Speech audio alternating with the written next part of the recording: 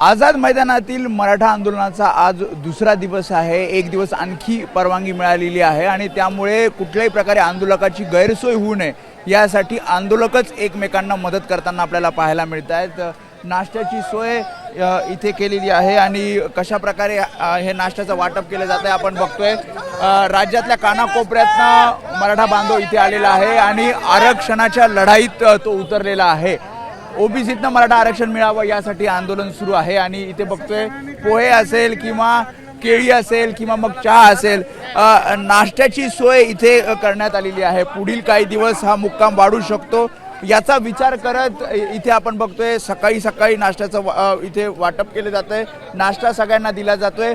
इथे आजूबाजूला पण बघतोय आपण की हॉटेल्स काही ठिकाणी बंद आहेत आणि त्यामुळे खाण्याची अडचण होतीये आणि ही अडचण होऊ नये यासाठीच पोहे असतील किंवा मग केळी असतील हे मराठा आंदोलकांना इथे नाश्त्यासाठी दिलं जातंय।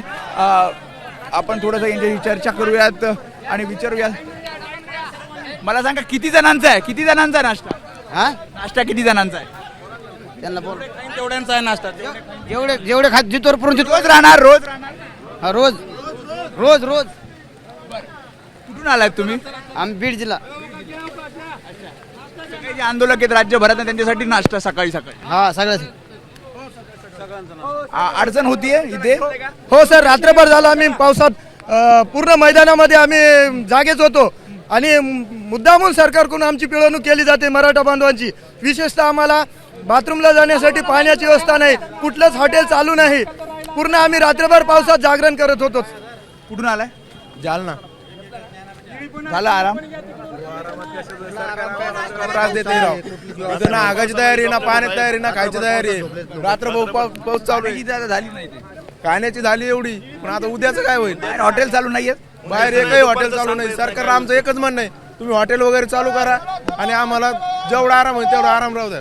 कारण आम्ही जर सरकारी तलवाडा गावातून आलेलो आहे, सरकारने लवकर काळजी घ्यावी आरक्षणाची। मराठा जर पेटला ना तर अख्खा भारत पेटल।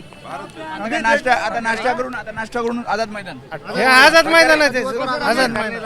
आम्ही देगलूर तालुका नांदेड जिल्ह्यातून आलो। 200 बांधव आम्ही सोबत आहोत। रात्रभर पाण्यात जागरण करून काढलंय सर, पाऊस असल्यामुळं खूप वाईट परिस्थिती आहे, पण आम्ही मैदान सोडणार नाही। बघतोय की त्यांचं असं म्हणणं आहे की जोपर्यंत मागणी मान्य होत नाही तोपर्यंत मुक्काम हा आझाद मैदानावरच असेल आणि त्यामुळे नाश्त्याची सोय इथे करण्यात आलेली आहे। त्यांचं म्हणणं आहे की हॉटेल्स आजूबाजूला बंद आहेत, त्याच्यामुळे खायला मिळत नाही किंवा जेवणाचे हाल होत आहेत आणि त्यामुळेच इथे आपण बघतोय रांगेत इथे नाश्ता हा इथे दिला जातोय आणि अनेक जण नाश्ता झाल्यानंतर पुन्हा एकदा आझाद मैदानात आंदोलनात सहभागी होतील। कॅमेरामॅन दीपेश महाजन समी वेदांतने, एबीपी माझा, मुंबई। एबीपी माझा, उघडा डोळे बघा नीट।